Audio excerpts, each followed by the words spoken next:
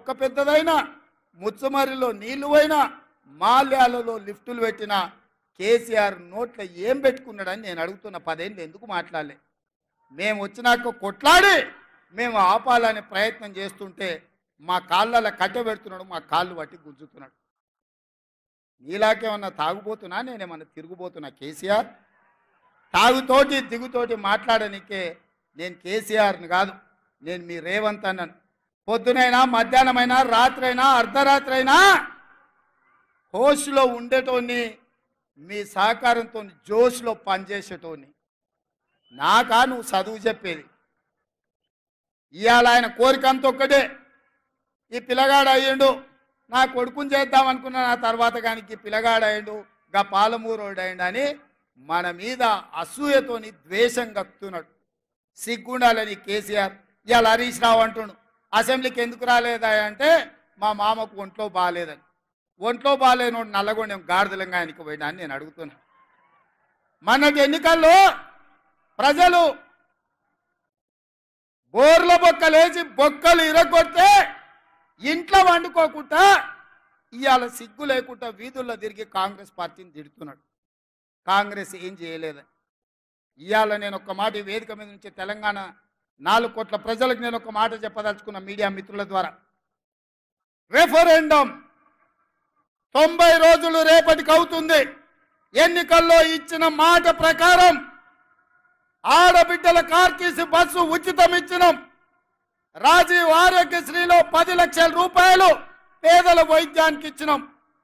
మొన్న గృహలక్ష్మి పేరు మీద ఈరోజు ప్రతి ఇంటికి 200 యూనిట్లు ఉచిత విద్యుత్ ఇచ్చినాం. ప్రతి ఆడబిడ్డలకు కట్టెల పొయ్యి నుంచి విముక్తి కలిగించి ఆనాడు సోనియమ్మ దీపం పథకం తెచ్చి గ్యాస్ పొయ్యి సిలిండర్ ఇచ్చి 400కి సిలిండర్ ఇస్తే కేడీ మోడీ కలిసి 1200 చేసిరు. ఎన్నికలప్పుడు ఆడబిడ్డల కష్టాలు తీర్చడానికి 500 రూపాయలకే సిలిండర్ ఇస్తామని చెప్పినాం, ఇచ్చి చూపించినాం. తొందరలోనే పేదవాడికి సొంతింటి కళ నెరవేరడానికి ఇందిరమ్మ ఇండ్లు ఈ నెల 11 తారీఖు నాడు ప్రారంభించబోతున్నాం. ప్రతి నియోజకవర్గంలో పేదవాడికి ఇల్లు ఇవ్వడానికి 3500 ఇల్లు ప్రతి నియోజకవర్గంలో ఆల్రెడీ మంజూరు చేసినాం. పేదలకు ఇల్లు ఇవ్వబోతున్నాం. రైతు భరోసా పథకం కింద ప్రతి పేదవాడికి 1 ఎకరం, 2 ఎకరాలు, 3 ఎకరాలు, 4 ఎకరాలు, 5 ఎకరాల పైన ఉండే వాళ్లకు వరుసగా ఖాతాలలో వాళ్లకు రైతు భరోసా పథకం నిధులు వేసినాం. ప్రభుత్వ ఉద్యోగులకు, కాంట్రాక్ట్ ఉద్యోగులకు, అవుట్ సోర్సింగ్ ఉద్యోగులకు జీతం ఎప్పుడొస్తుందో తెలియదు, ఇల్లు ఎట్లా గడవాలనో తోయదు. అట్లాంటి పరిస్థితిలో ప్రతి నెల 1వ తారీఖు నాడు ప్రభుత్వ ఉద్యోగులకు, పెన్షన్దారులకు 1వ తారీఖు నాడు జీత భత్యాలు ఇచ్చి వాళ్ళు కూడా మన వాళ్ళే, మన కుటుంబ సభ్యులే అని చెప్పి ఇవాళ వాళ్ళు జీత భత్యాలు ఇచ్చినాం. మహాలక్ష్మి గ్రూపులు ఎక్కడికి పోయినా మా ఆడబిడ్డల్ని కలిసి సంఘాలను బలోపేతం చేయడానికని బ్యాంకు లింకేజ్ ద్వారా వాళ్లకు నిధులు ఇచ్చే ప్రయత్నం చేస్తున్నాం.